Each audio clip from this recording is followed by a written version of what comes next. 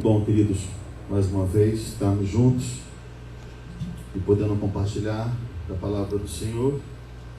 Eu quero te convidar a abrir a sua Bíblia no livro de Juízes, capítulo 2, a partir do versículo 18.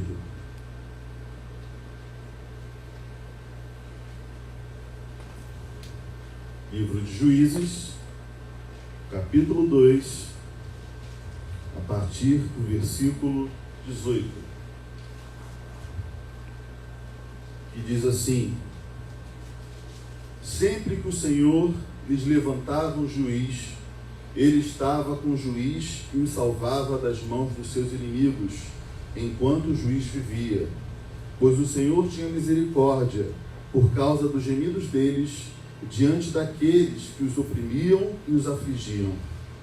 Mas quando o juiz morria, o povo voltava a caminhos ainda piores do que os caminhos dos seus antepassados, seguindo outros deuses, prestando-lhes culto e adorando-os. Recusavam-se a abandonar suas práticas e seu caminho obstinado. Por isso, a ira do Senhor acendeu-se contra Israel e ele disse: como este povo violou a aliança que fiz com os seus antepassados e não tem ouvido a minha voz, não expulsarei de diante dele nenhuma das nações que Josué deixou quando morreu. Eu as usarei para pôr Israel à prova e ver se guardará o caminho do Senhor e se andará nele, como fizeram seus antepassados. O Senhor havia permitido que essas nações permanecessem, não as expulsou de imediato e não as entregou nas mãos de Josué. Só até aí, queridos.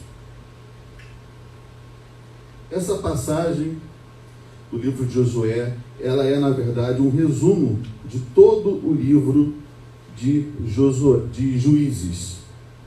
Essa passagem do livro de Juízes é um resumo de todo o livro de Juízes, onde Deus levanta homens, juízes, que estariam liderando o povo, estariam fazendo com que o povo retornasse aos caminhos do Senhor, uma vez que esse povo teria se entregado a uma apostasia, a um distanciamento da lei, a um distanciamento do verdadeiro culto. E quando isso acontecia, o povo começava a se ver refém dos seus inimigos, literalmente, se ver refém diante de guerras. E então Deus levantava juízes que lideravam o povo, não só militarmente, mas também espiritualmente, porque a luta que eles travavam como nação era reflexo da luta que eles travavam no seu coração diante de Deus. Então, para que houvesse paz verdadeira, era necessário que eles voltassem para o Senhor. E se eles voltavam para o Senhor, Deus estabelecia a sua paz. E assim foi sucessivamente. Eles falhavam, eles se distanciavam de Deus, vinha um inimigo por permissão de Deus, eles travavam aquela luta, Deus levantava um juiz, dava vitória, trazia paz, mas quando está tudo bem, a nossa tendência é nos afastar, é nos distanciar de Deus. Assim como um filho rebelde que não atende o conselho dos seus pais e acaba sofrendo por suas inconsequências, assim também era a nação de Israel. Deus poderia em todo o tempo livrá-lo dos seus inimigos. Porém, muitas das vezes, mesmo podendo livrá-los, Deus permitia aquela guerra, permitia aquela luta, a fim de que Israel se reencontrasse, a fim de que Israel se voltasse em fé para ele. Em outras palavras, era melhor a guerra momentânea que resultasse em paz verdadeira do que uma paz superficial a gerar uma guerra espiritual eterna. Vou repetir. Era melhor a guerra momentânea que resultasse em paz verdadeira do que a paz superficial a gerar uma guerra espiritual e eterna. E assim como Deus tratava com a nação de Israel, Deus também trata comigo e com você. Amém? Nem todas as guerras guerras que nós enfrentamos tratam de juízo divino por termos nos afastado de Deus. Contudo, nenhuma guerra que nós travamos foge ao seu controle. Sejam provações normais e comuns da vida, que podemos chamar de guerras, de verdadeiros embates do dia a dia, sejam resultado de situações que nós mesmos provocamos, porque nós erramos e tomamos decisões erradas e às vezes escolhemos lutas por essas decisões erradas, ou sejam mesmo desafios para que a nossa fé seja aumentada, provada e aumentada. Seja como for, eu quero te dizer nessa noite que nenhuma guerra é um fim em si mesma. Nenhuma guerra é um fim em si mesma. Se a sua vida está nas mãos de Deus, a guerra que você enfrenta tem um propósito nele. Ela vai redundar em algo para a sua glória e para o seu próprio bem. Amém? Então eu queria dizer, em primeiro lugar, a partir dessa introdução, dessa reflexão inicial, eu quero te dar uma recomendação: que você encare as guerras enfrentadas como oportunidades de aprendizado e maior dedicação à oração.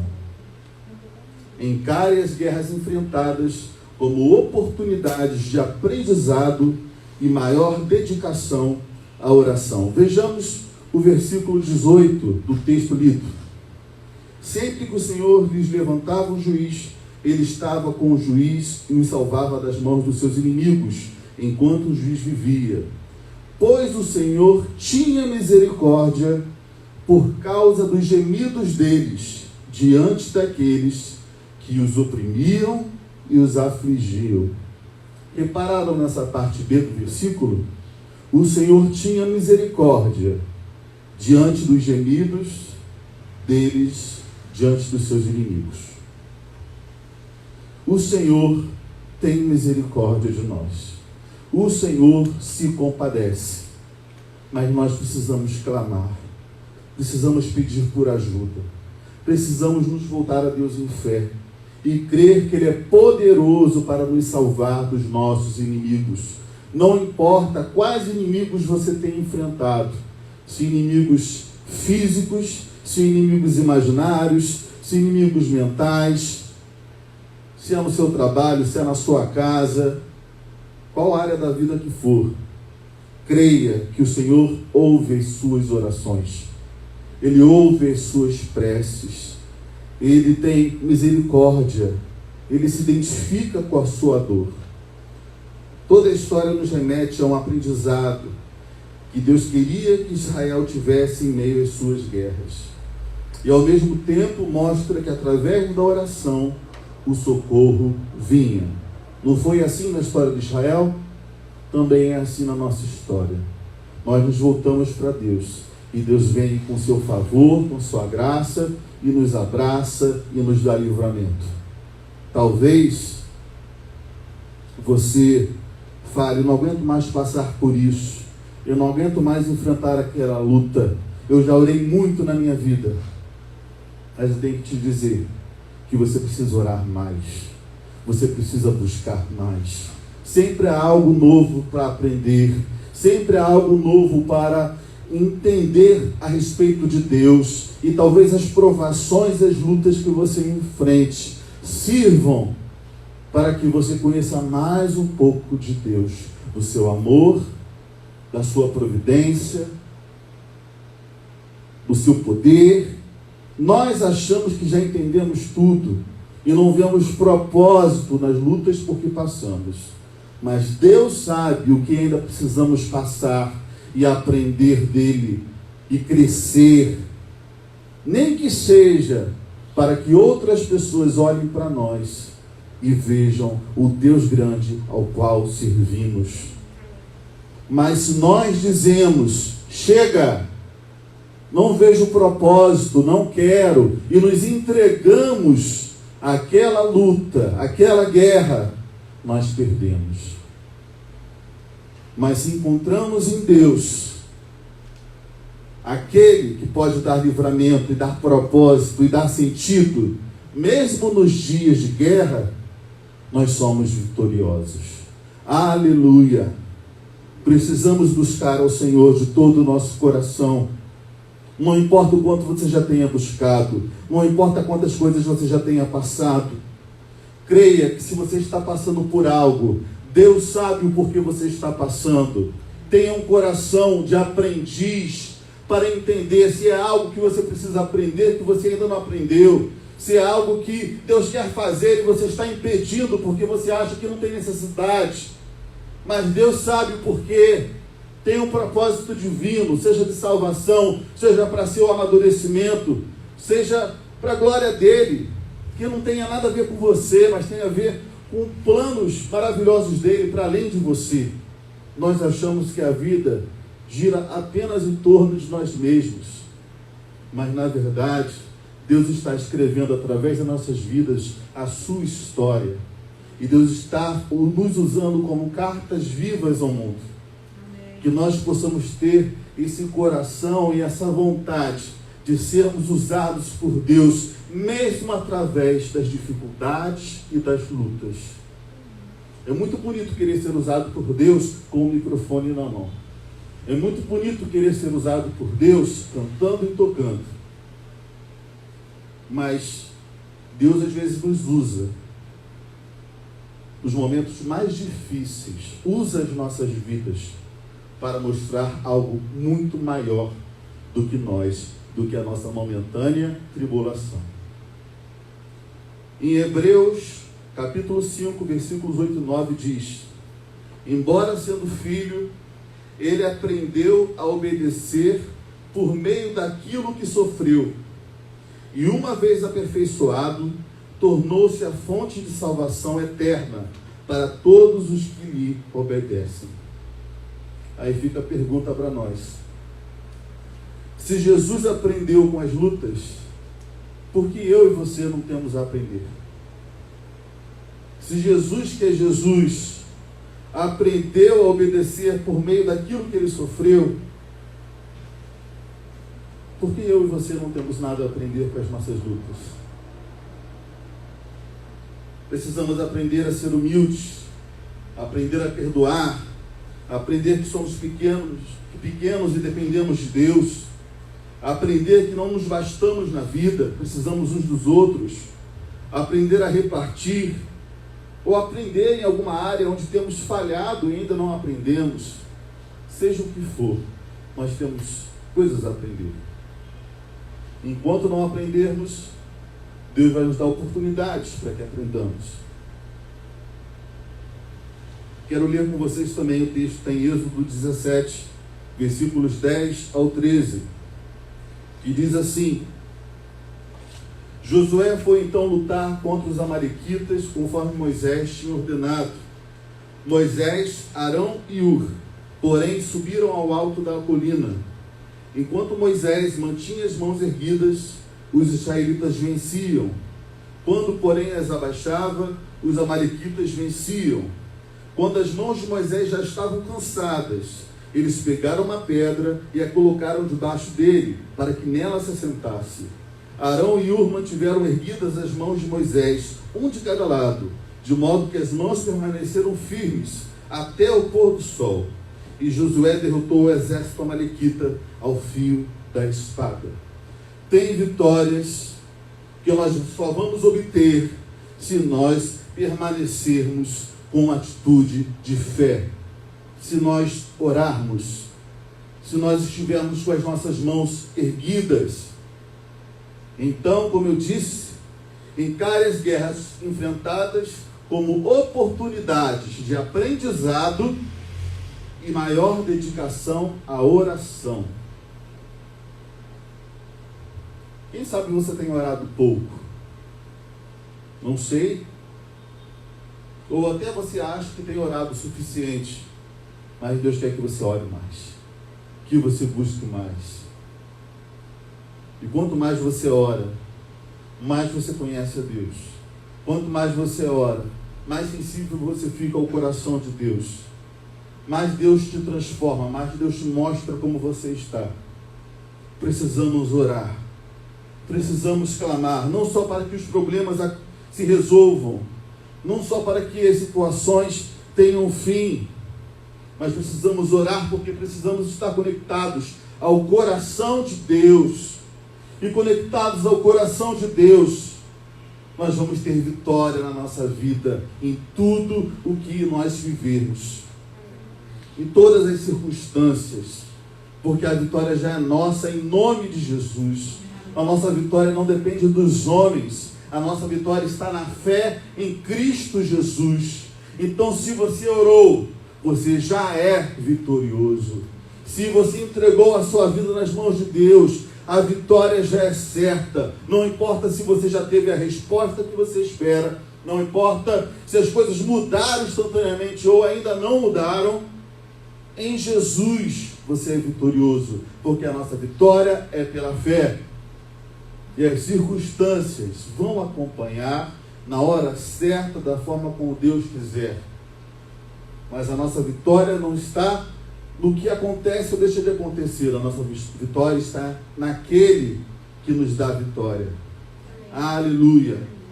Certamente esse exemplo aqui de Josué, de Moisés, Arão e Hur segurando os braços de Moisés, enquanto os braços deles estavam levantados, os israelitas tinham vitória. Ele é simbólico demais para a vida da gente. Deus desenhou, através desse exemplo, para que aquela geração e que para todos aqueles que soubessem desse acontecimento, como nós temos acesso pela Bíblia, aprendêssemos que não há vitória sem oração, sem uma postura de fé. Deus quer que você tenha uma postura de fé. Eu não sei qual guerra você tem enfrentado, mas eu tenho certeza que cada um de nós aqui tem uma guerra a enfrentar. Seja em casa, seja no trabalho, seja na mente, seja o que for. Temos guerras, às vezes mais de uma guerra, mas Deus quer que você vença com as armas corretas. E a arma do crente é a oração. Aleluia!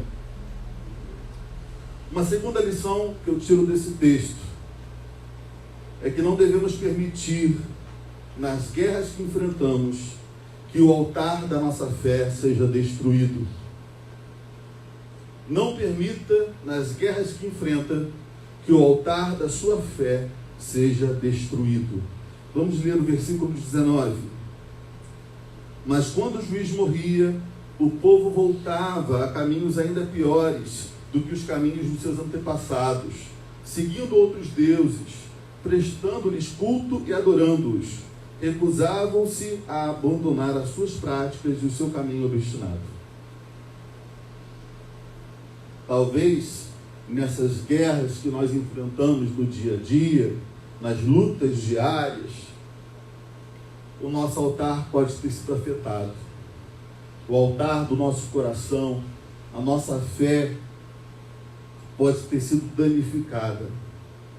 Precisamos proteger o nosso coração. Precisamos proteger a nossa mente.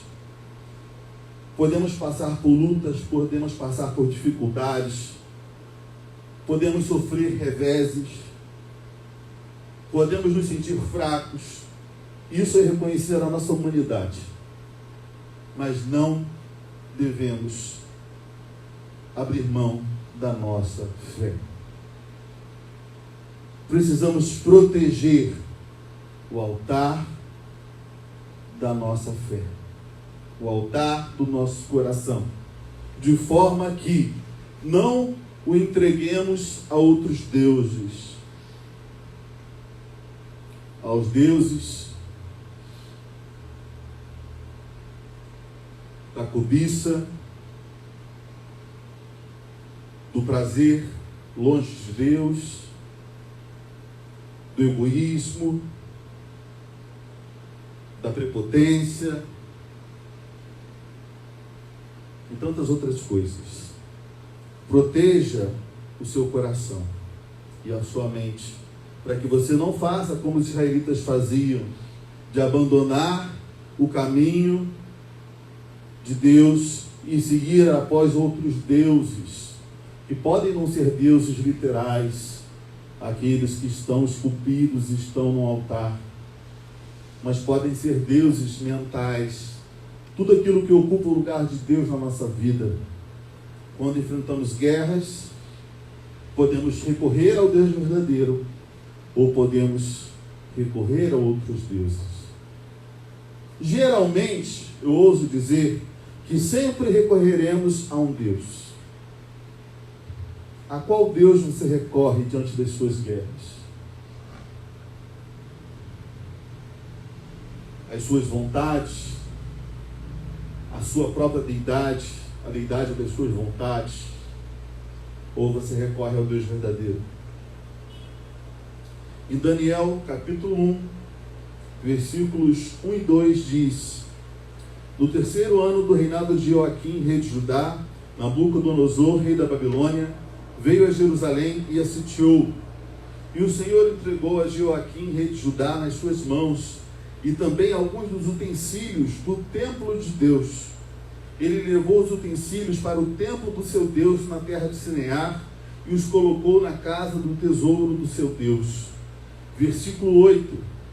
Daniel, contudo, decidiu não se tornar impuro com a comida e com o vinho do rei, e pediu ao chefe dos oficiais permissão para se abster deles. O templo de Jerusalém havia sido saqueado pela Babilônia. Aquilo de mais sagrado foi saqueado, foi destruído, foi derrubado. E na verdade, aquilo que aconteceu fisicamente com o templo de Jerusalém simbolizava o que estava acontecendo com a espiritualidade do povo de Israel, do povo de Judá, quando se afastou de Deus, se desviou de Deus, quando a sua espiritualidade esmoreceu. Na verdade, o que aconteceu fisicamente foi só reflexo de uma espiritualidade que já estava doente há muito tempo. Mas no meio daquele contexto de guerra, onde Jerusalém foi sitiada, muitos foram feitos cativos, Daniel foi levado para a Babilônia, e muitos outros jovens também foram levados, ou seja, um contexto de guerra, um contexto de dor, um contexto de perdas, um contexto de mortes. Daniel decidiu não se contaminar, ele decidiu proteger o altar do seu coração e não deixar que em meio à guerra o altar da sua fé fosse destruído. Não permita que as lutas que você enfrenta façam que o altar da sua fé desmorone, mas que você possa buscar a Deus acima de tudo e crer que apesar dos apesares, Deus continua sendo Deus. E a Ele são devidas todas as suas adorações, toda a sua vida, tudo que você tem. Continue adorando, continue buscando, continue consagrando a sua vida. Você não faz isso porque as coisas vão bem, você faz isso porque o seu coração é dele. Não permita que nada nem ninguém venha ferir aquilo que é essencial. Aleluia. E por fim, queridos, acredite que toda guerra tem um fim. Acredite que toda guerra tem um fim. Vamos ler o versículo 23 do nosso texto de Juízes. O Senhor havia permitido que essas nações permanecessem. Não as expulsou de imediato e não as entregou nas mãos de Josué. Não foi de imediato. Foi por permissão divina por um tempo. Mas tiveram fim. Havia um tempo, havia um propósito. Não importa que guerra seja. Se você serve a Deus, a guerra que você enfrenta tem fim. Pense agora numa guerra que você enfrenta, ou em algumas guerras que você enfrenta, e que você talvez se questione diante de Deus: será que vai ter fim? Será que essa guerra vai ter fim? Vai ter fim. Cabe a nós encher o nosso coração de fé e lutar a cada dia, pelos dias que o Senhor permitir, e viver e ajudar os outros nas suas batalhas também. Nós vamos nos ajudando nas batalhas que travamos e crer que à nossa frente temos Jesus Cristo, nosso general, pelejando por nós. Aleluia! Não estamos sozinhos, temos uns aos outros e temos Jesus à frente, pelejando a nossa guerra, que terá fim. Em 1 Coríntios 10:13 diz: não sobreveio a vocês tentação que não fosse comum aos homens. E Deus é fiel, Ele não permitirá que vocês sejam tentados além do que podem suportar. Mas quando forem tentados, Ele mesmo providenciará um escape para que o possam suportar. Deus sabe o que você suporta. Deus sabe o que você aguenta. E Ele providencia um escape quando você não aguenta. Porque Ele te conhece. Mas permaneça lutando. Permaneça firme na rocha que é Jesus. Porque esse vento vai passar. Porque essa luta vai passar. Porque o Senhor é contigo. E não há nada maior do que aquele que está com você. Creia no poder de Jesus. Ele é poderoso para dar fim agora à sua luta, se Ele quiser. E se Ele não dar fim, entenda os seus propósitos, aceite os seus propósitos, ou mesmo sem entender, confie nos seus propósitos, porque Ele está com você e isso basta. Mas um dia vai ter fim. A palavra de Deus nos diz isso. Em Apocalipse 2:10 nós vemos o anjo do Senhor falando à igreja em Esmirna: não tenha medo do que você está prestes a sofrer. O diabo lançará alguns de vocês na prisão para prová-los. Vocês sofrerão perseguição durante 10 dias.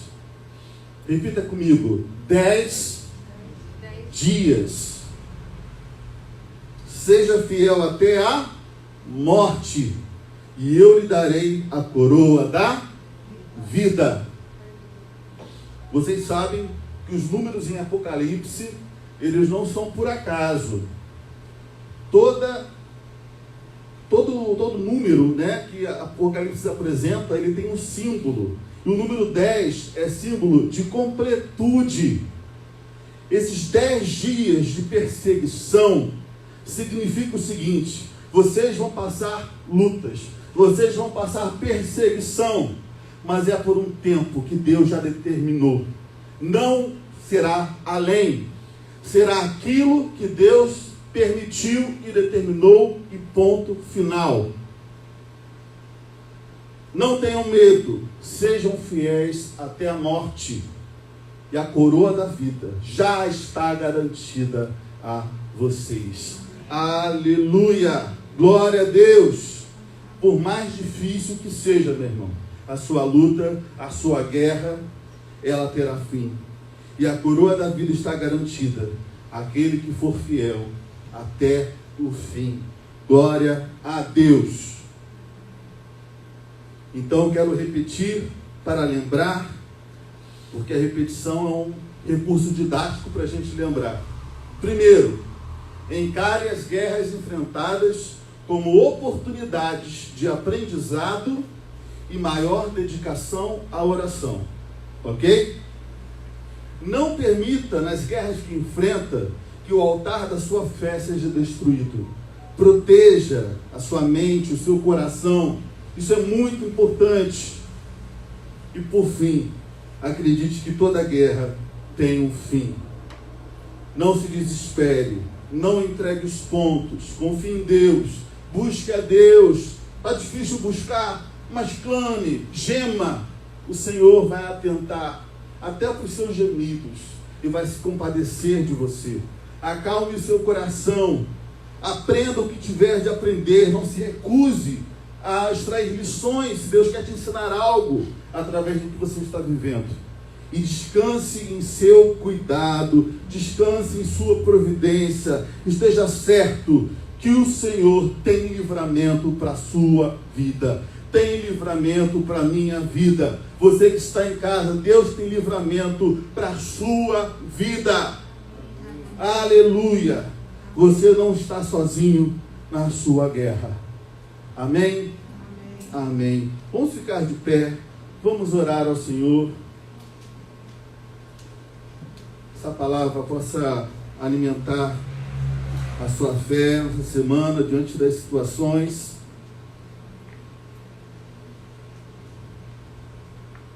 Eu quero orar por dois motivos. Eu quero orar primeiro para que Deus possa firmar essa palavra em nossos corações e possa estar nos renovando nessa semana diante das lutas.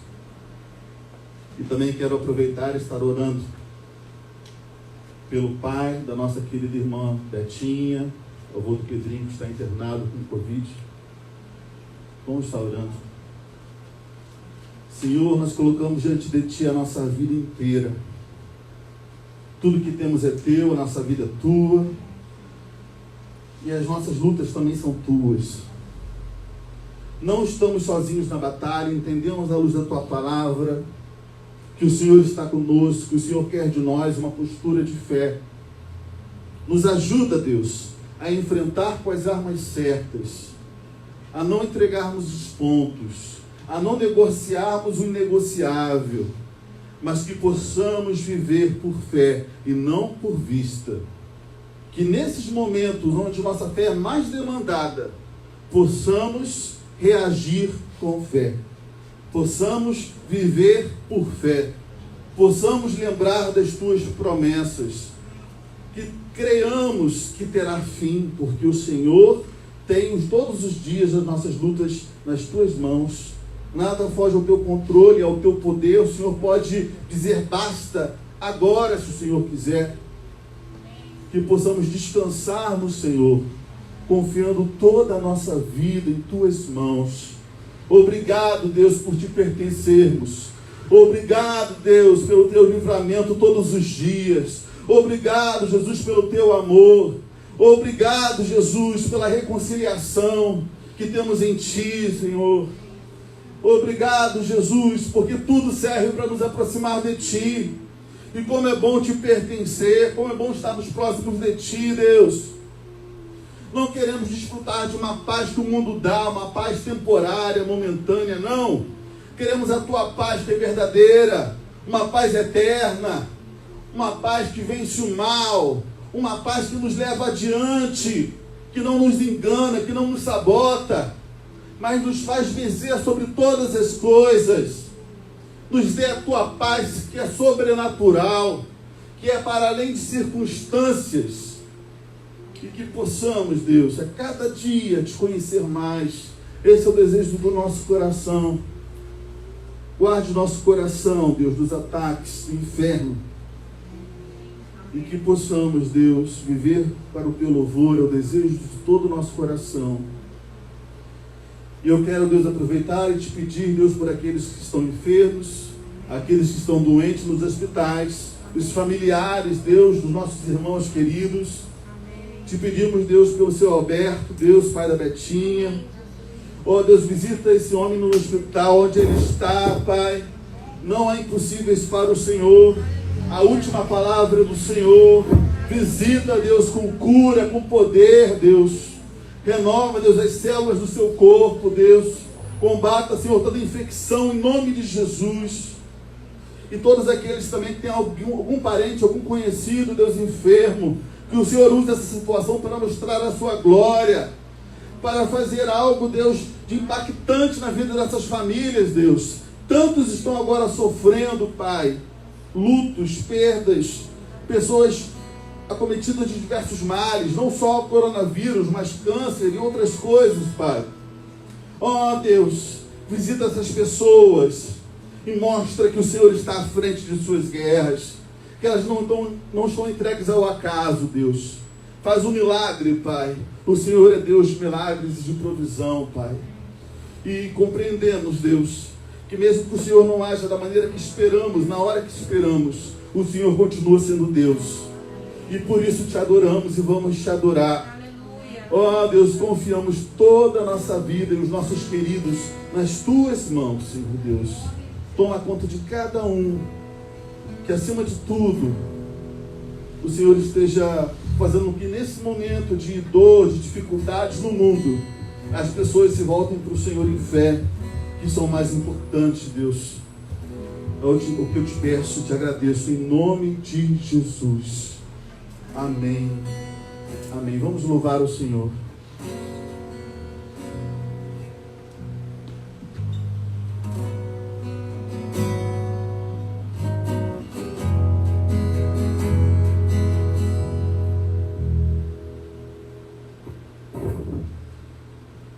Esqueci de tirar.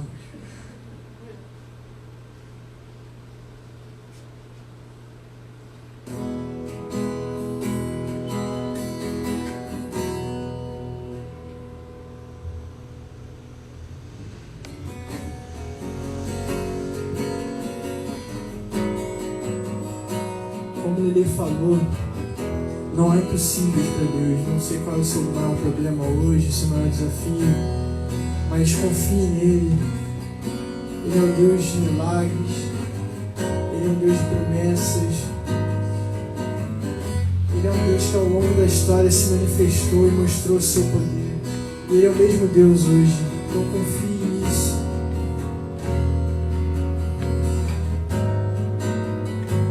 Estás aqui, movendo entre nós, te adorarei, te adorarei. Estás aqui, mudando destinos, te adorarei, te adorarei. Estás aqui, operando milagres, te adorarei, te adorarei. Entregue seus problemas ao Senhor, está aqui, transformando nossas vidas, te adorarei, te adorarei. É Deus de milagres, Deus de promessas, caminho no deserto, luz na escuridão. Meu Deus, esse é quem tu és. Meu Deus é Deus de milagres, Deus de promessas, caminho no deserto, luz na escuridão. Meu Deus, esse é quem tu és. Estás aqui, morando nos corações, te adoro.